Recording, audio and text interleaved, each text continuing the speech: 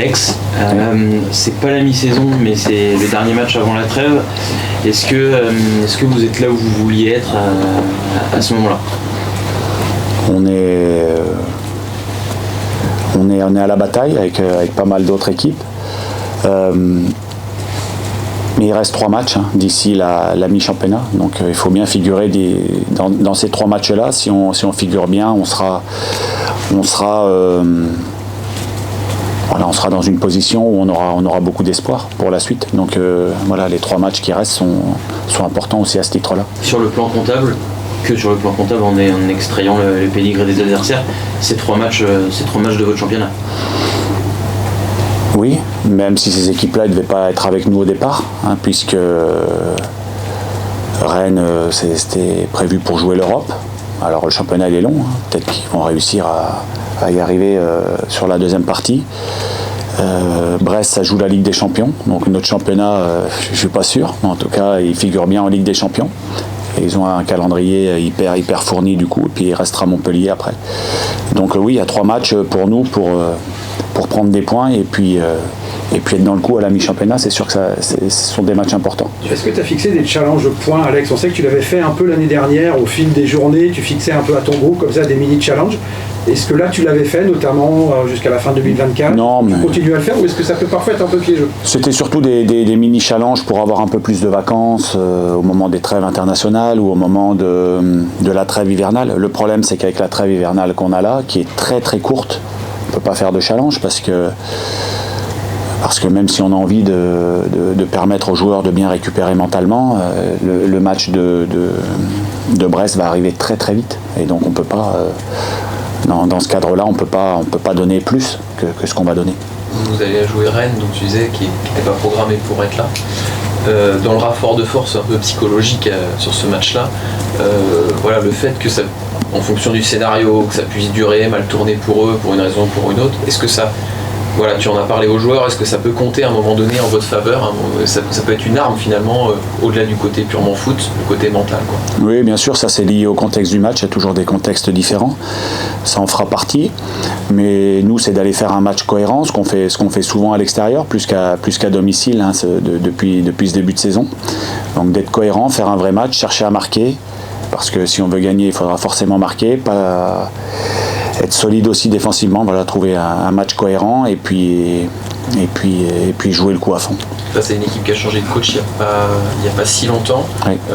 Donc tu as eu le temps sans doute quand même d'observer des choses, ils ont mis des choses en place, un système et puis une animation, mais voilà, est-ce que tu as eu quand même en 3 matchs, on a le temps de voir des lignes très précises de ce qu'ils veulent faire, de ce qu'ils ambitionnent? Très précise, c'est un grand mot. En tout cas, oui, il y a des idées de jeu, des principes qui ressortent sur ces 3 matchs-là. Est-ce qu'il va faire pareil contre nous ? Ça, elle est là, l'interrogation. Nous, on s'est préparé en conséquence. Et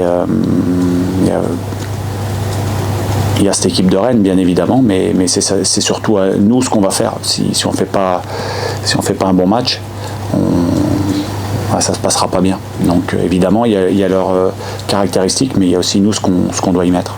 Le fait qu'il ne soit pas sur le banc, toi de ton expérience, je ne sais plus si ça s'était arrivé ou pas, mais est-ce que ça change quelque chose dans l'approche et sur le match en direct ? Oui, ça changera pour eux, pour moi pas trop. Je suis pas quelqu'un qui regarde beaucoup ce qui se passe sur le banc d'à côté. Moi, je me focalise sur mes joueurs, sur l'animation de l'équipe adverse, et puis sur mon banc à moi, voilà, en échangeant avec mes gars. Ce qui se passe à côté, moi, et pour eux, justement, ça me perturbe pas trop. De transmettre ou... Quand on est dans la tribune, c'est sûr que c'est toujours, il y a un petit delta. Après, quand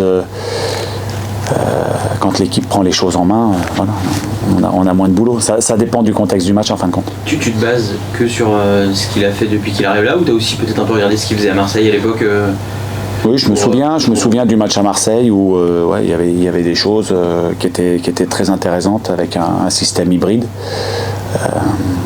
Là, il a repris depuis 3 matchs, donc ça reprend toujours du temps aussi pour amener vraiment toutes ces idées. C'est jamais évident de reprendre un club en cours de route comme ça. Alex, vous êtes 15e. On va dire 2 places de plus, c'est de l'oxygène en plus, comme disait Jean-Eudes. 17e, c'est un peu d'angoisse qui vous traverse. être sur le fil comme ça, c'est compliqué aussi mentalement pour le coach que tu es. Ça vous oblige à être en alerte en permanence, cette place-là particulièrement? Moi, je pense qu'on sera en alerte jusqu'au bout et je l'espère. Alors, j'ai 2 espoirs. C'est qu'on soit un peu moins en alerte et que ça se passe très bien. Et surtout, ne pas être décroché. Donc non, être en alerte, pour nous, on est prévu pour ça. Si ça devait se passer très bien et qu'on est un peu moins en alerte sur les dernières journées, tant mieux. Et je l'espère de tout mon cœur. Mais nous, on est programmé pour se battre. Donc on se bat. Au gré des résultats des uns et des autres, au gré de nos résultats, parfois on est un petit peu plus haut, un petit peu plus bas. On a déjà occupé pas mal de positions, des positions confortables et moins confortables. Non, nous on se bat pour prendre des points régulièrement, pour être à la lutte, pour progresser, pour prendre de l'épaisseur dans les contenus. Voilà, donc c'est ça notre boulot et quand on le fait, quand on arrive à tourner aux alentours d'un point de moyenne, on est toujours depuis le début du bon côté. Donc c'est un des objectifs, mais ça ne nous limite pas non plus dans l'idée d'essayer de faire mieux si on en a le potentiel. C'est un truc que tu répètes tout le temps, ça Alex, ou c'est déjà maintenant ancré dans ton groupe qui a compris ça, que cette bataille-là, ou est-ce que tu la répètes sans arrêt parce que c'est aussi un moteur pour toi parfois de rappeler Ouais, moi mon moteur c'est de pousser les garçons à donner leur maximum, de s'autoriser beaucoup de choses. C'est pour ça qu'on a gagné des matchs qui n'étaient pas normalement à notre portée aussi, de les mettre en éveil aussi quand c'est un petit peu moins bien. C'est mon boulot. Mon boulot c'est d'optimiser tout, donc parfois c'est très très bien, je les encourage à continuer, puis parfois quand c'est un petit peu moins bien, on les met face à nos manques du moment. Un mot sur un joueur, c'est sur Abdou qui enchaîne les matchs en ce moment en l'absence d'Emmanuel.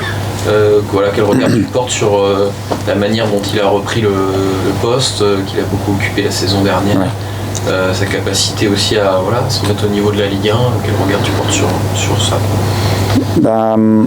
En début de saison, on a joué avec Cédric, on a joué avec Abdou dans l'axe.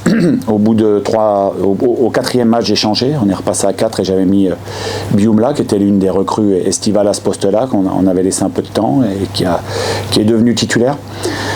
Cédric s'est blessé entre-temps. Abdou, lui, continue de s'entraîne fort tous les jours. C'est un grand professionnel. Et c'est un garçon qui connaît bien le SCO, qui aime le SCO. Donc, quand Bioumla s'est blessé, Bioumla a été performant, on était content de lui, il était devenu titulaire dans cette équipe, une équipe qui tournait bien. Abdou a repris le flambeau et puis avec ses qualités, son envie et le fait qu'il se prépare bien, il arrive à être au niveau de ce qu'on attend de lui. Donc c'est bien, j'espère qu'il fera un bon match à Rennes.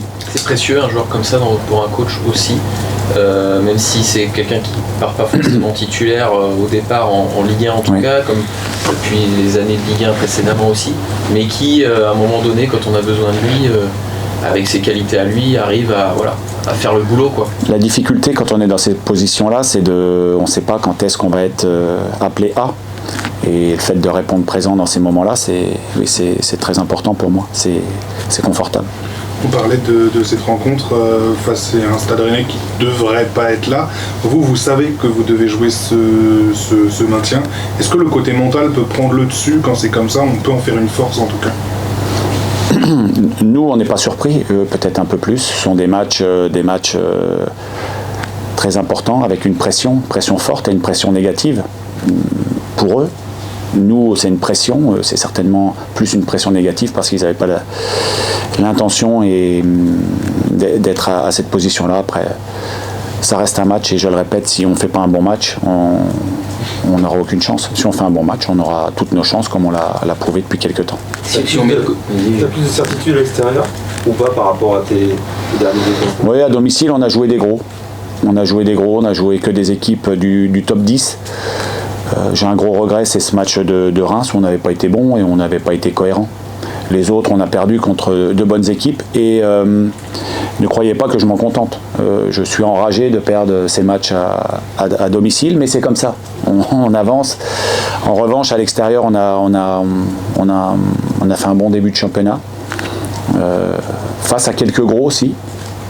Sur les confrontations directes, pour l'instant, on a été plutôt bien. Voilà, on fait notre championnat. on aurait pu grappiller un point ou deux ici ou là. On l'a pas fait, mais on ne peut pas dire qu'on mériterait non plus le double de ce qu'on a. Donc on est à peu près dans ce qu'on peut faire, mais moi ce que je veux c'est qu'on progresse et qu'on prenne des points régulièrement, voilà, qu'on fasse tourner le compteur très très souvent. T'as un 11 qui bouge peu, excepté les blessures et les suspensions, sauf au poste de numéro 9, où depuis le début de la saison, on a vu Sidiki, on a vu Esteban Le Pau une fois, Dieng, Nian. Qu'est-ce qui fait que ça bouge? T'as du mal à trouver l'élément qui s'impose dans cette équipe pour l'instant? Oui, il faut que quelqu'un s'impose vraiment, ouais, sur le... Sidiki était bloqué par une blessure, Ibra a fait de très bons matchs, très bons matchs, et au moment où l'équipe tournait bien aussi, donc il avait apporté vraiment quelque chose. Bamba qui était blessé, qu'on a essayé de relancer, qui après voilà, je cherche la bonne formule, on n'est pas obligé de jouer tout le temps avec le même, ça dépend des profils, ça dépend des adversaires, ça dépend domicile, extérieur, il y a plein de choses qui rentrent en ligne de compte. Quand on a joué au Havre, on avait besoin de quelqu'un qui était capable aussi de décrocher entre leurs trois centraux. On avait opté pour Bamba. Voilà, j'ai besoin que quelqu'un se détache vraiment. Et voilà, après avoir plusieurs attaquants et changer de temps en temps, c'est bien aussi. Donc voilà, on est à la recherche de la bonne formule, et ce sont souvent dans ces cas-là les joueurs qui donnent la solution. Bamba, aujourd'hui c'est une question de confiance peut-être, il lui manque un petit quelque chose, un petit déclic pour... Oui, moi je le pousse à donner plus parce qu'il a un potentiel vraiment très important. Je le pousse plus aussi à l'entraînement, pour qu'il donne plus à l'entraînement, pour que le jour du match ça soit plus facile pour lui, pour retrouver un vrai bon niveau athlétique. Voilà. Et pour moi, Bamba il n'est pas encore à 100% de ce qu'il peut faire, donc je le pousse à retrouver son meilleur niveau. Voilà. Dans ces éléments, il y a Esteban qui depuis 2 mois maintenant, il joue surtout sur un couloir. Pourquoi? C'est que... Parce qu'il est capable parce que j'aime bien Imad à ce poste-là, et Imad c'est certainement l'un des meilleurs joueurs de notre équipe, hein, ça vous aura pas... Voilà, on a 2 milieux de terrain aussi qui performent, donc il faut trouver la place. Jouer en 4-4-2, on l'a fait quelques fois en cours de match, en début de match, c'est quand même pas si simple en Ligue 1. Donc on cherche la bonne formule. Esté, ça a toujours été quelqu'un qui était un très bon rentrant. Il a joué en pointe tout seul contre Reims. C'était pas notre meilleur match. Alors, il n'était pas tout seul sur le terrain, mais c'était pas notre meilleur match. Donc, il a besoin de quelqu'un aussi autour de lui. Donc, voilà, ça implique aussi de commencer souvent en 4-4-2. Et 4-4-2, c'est un système où en Ligue 1, il y a assez peu d'équipes qui jouent en 4-4-2. Et Sidiki, comment il va depuis le temps? Il y a des échéances qui sont fixées par rapport à lui? Sidiki, il est à Clairefontaine. Il poursuit sa rééducation à Clairefontaine. Il devait faire 3 semaines, il est dans sa 2e. Justin Kalumba qui est revenu, lui, il a fait ses 2 semaines là-bas. Voilà. On les attend pour début 2025, mais quand on est absent quasiment 6 mois, il faut aussi un peu de temps pour... quand ces joueurs-là n'ont pas encore repris le collectif, forcément, ça dit faire leur retour en compétition. Justement, je vais te demander, on le voit là qui réapparaît sur le terrain, travailler aussi, où il en est en fait, tu disais donc début 2025. Mais, lequel? Justin. Ouais. Où est-ce qu'il en est, même psychologiquement aussi, parce qu'on sait qu'une longue absence, en plus quand on est un jeune joueur, c'est pas toujours facile à vivre, donc voilà comment il... Malheureusement, il a l'habitude. Parce que sur les 3 saisons qu'il a fait là, il a fait à chaque fois un bout de saison. C'est un garçon qui est tellement vif, il est tellement... il est sujet aux blessures. Alors, par expérience, on peut être blessé en début de carrière et puis plus du tout après. Donc là, j'espère qu'il est en train de manger son pain noir, mais c'est un garçon qui a du mal à enchaîner. Sur la première saison, il avait été blessé au centre de formation, il avait fait la fin avec nous. La 2e saison, il a mis du temps à vraiment émerger. Il avait eu aussi une blessure qui l'avait éloigné des terrains. Cette année, c'est encore pareil. Donc... Mais ça doit aussi le renforcer mentalement. J'ai discuté encore avec lui cette semaine et il était pressé de revenir. Il disait qu'il se sentait capable d'apporter des choses à notre équipe, et ça c'est bien. Donc ça prouve qu'il a envie et qu'il a confiance. Et on ne peut pas brûler les étapes quand on est absent autant de mois, c'est pas simple. Jim et Farid ont été absents ces 2 derniers jours. Qu'est-ce qu'ils ont? Tu les attends dimanche? Enfin, qu'est-ce qui se passe? Il y a Jim qui a pris un coup sur le dernier match. Il y a Farid qui a au pied. Et à Farid qui a un petit pépin musculaire, donc ils sont incertains. On verra bien demain comment ça se passe. C'est particulier évidemment parce que ça ferait des 2 joueurs de côté qui jouent beaucoup ces derniers temps. Plus Kalumba, plus Sidiki qui peut jouer aussi là. Ouais, aussi. Donc c'est un secteur de jeu, il faut que tu trouves d'autres idées avec peut-être des joueurs qui ne sont pas des profils types de joueurs de côté mais qui doivent apporter avec leur qualité à eux. Oui, c'est sûr. Il faut trouver la formule sur des moments précis. Ils sont incertains, donc incertains, voilà. Et on verra. On verra comme ils sont incertains, on verra. On est en train d'étudier tout un tas de possibilités. C'est des joueurs qui sont aussi très importants, on l'a vu ces derniers temps sur l'aspect défensif. Enfin, il y a tout un processus tactique où ils sont rodés maintenant là-dessus depuis un certain temps. C'est pas facile à changer. Bah non, c'est pas l'idéal, mais on a aussi d'autres joueurs qui sont là. Il y a Zinou qui a été blessé alors qu'il était plutôt bien. Hein. Il avait fait une bonne rentrée contre Reims et il avait marqué, il avait marqué, et puis on l'avait aligné contre Marseille, où on avait fait un bon début de match avec lui et malheureusement il s'était fait mal. Donc lui il revient aussi, c'est pareil, donc il lui faut toujours un peu de temps parce qu'il était absent pendant cette semaine. Voilà, on a des possibilités, on a un effectif. Il y a Lilian, Parmi les options, est-ce qu'un changement tactique c'est envisageable ou dans ta réflexion c'est vraiment plutôt les profils que tu en fonction tout est envisageable, tout est mis dans les éléments de réflexion. On verra, on décide, on s'interroge, on réfléchit, on prend les avis des uns et des autres et puis après il faudra trancher. Voilà, aujourd'hui, à 2 jours du match, il y a de l'incertitude pour les aspects physiques et puis aussi dans ce qu'on va mettre en place, bien évidemment.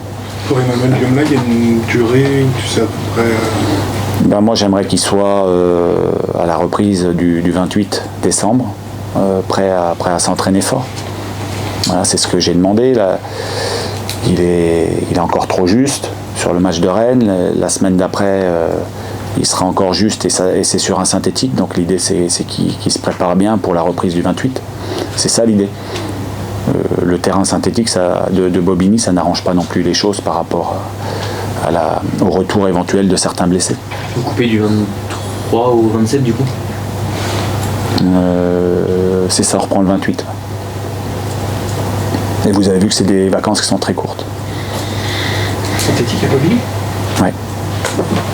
Ouais, je parisien. Vacances très très courtes, ouais.